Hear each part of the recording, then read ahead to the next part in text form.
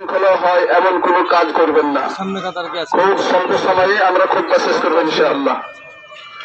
আল্লাহু আকবার, আল্লাহু আকবার, আল্লাহু আকবার, আল্লাহু আকবার, লা ইলাহা ইল্লাল্লাহ, আল্লাহু আকবার, আল্লাহু আকবার, ওয়ালিল্লাহিল হামদ। আল্লাহু আকবার কাবীরা ওয়ালহামদুলিল্লাহি কাসীরা وسبحان الله بكرة وأصيلا. الحمد لله وحده والصلاة والسلام على من لا نبي بعده وعلى آله وأصحابه أجمعين. أما بعد، أعوذ بالله من الشيطان الرجيم.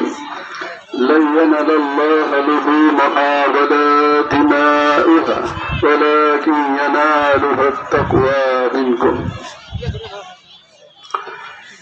সমাবেত মুসলমান ইকরাম, প্রশংসমত আল্লাহ রাব্বুল আলামিনের, যিনি আমাদের সুন্দর পরিবেশ করে দিয়েছেন ঈদুল সালাত আদায় করার জন্য।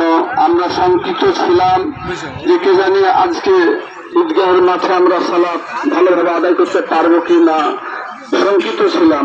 দেখলাম আল্লাহ সুবহানাহু ওয়া তাআলা আমাদের জন্য কত সুন্দর আবহাওয়া করে দিয়েছেন। এজন্য আমরা আল্লাহ সুবহানাহু ওয়া তাআলার দরবারে খুশি মনে আনন্দ চিত্তে বলি আলহামদুলিল্লাহ।